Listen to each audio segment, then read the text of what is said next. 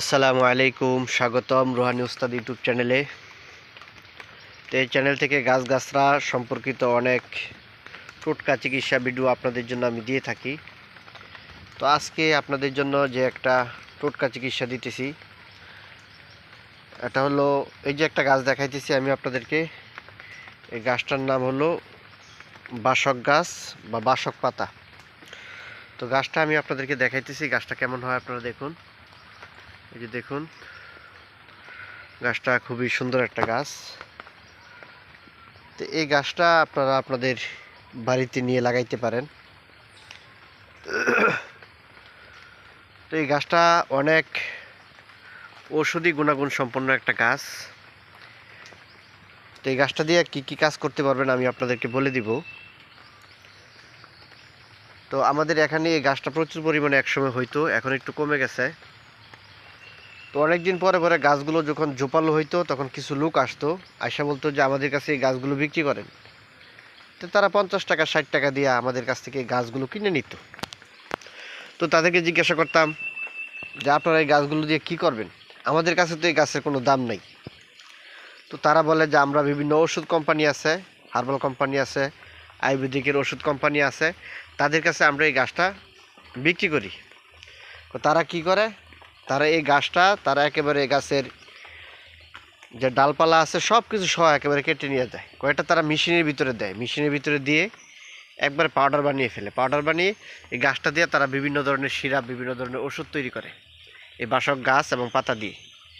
তো আমি আপনাদেরকে বলতেছি, যাদের প্রচুর পরিমাণে কাশি আছে, কাশির একটা মহা ওষুধ এটা।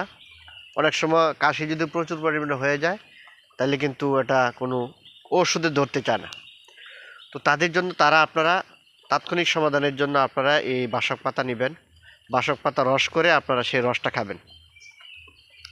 যদি পারেন এই বাসক পাতা রসের সাথে আপনারা একটু মধু দিবেন, মধু দিয়ে তারপরে আপনারা খাবেন।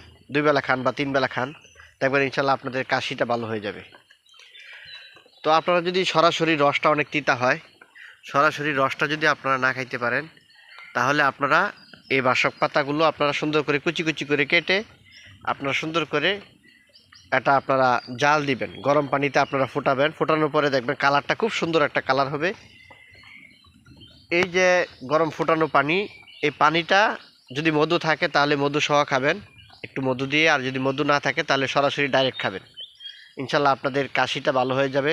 পাশাপাশি আপনাদের যদি প্রচুর পরিমাণে শ্বাসকষ্ট থাকে, সেই শ্বাসকষ্টটাও আপনাদের লাঘব হবে, শ্বাসকষ্টটা অনেকটুকু ভালো হয়ে যাবে। ঠিক আছে। তারপরে যাদের শরীরে প্রচুর পরিমাণে দুর্গন্ধ হয়, প্রচুর পরিমাণে দুর্গন্ধ যাদের শরীরে হয়, তারা যদি আপনারা এই পানিটা, এই বাসক পাতাগুলো পানির মধ্যে দিয়ে ফুটিয়ে ওই পানি দিয়ে গোসল করেন, আপনাদের শরীরে দুর্গন্ধ দূর হবে।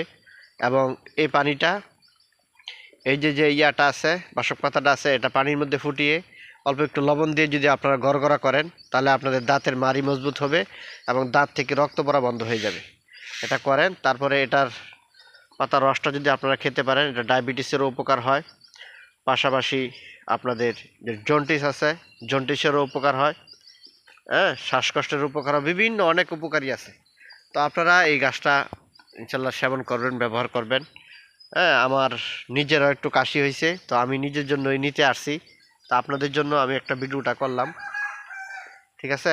তো আপনারা এভাবে কাজ করবেন, আমার জন্য দোয়া করবেন, চ্যানেলটা সাবস্ক্রাইব করে রাখবেন, চ্যানেলে পাশেই থাকবেন।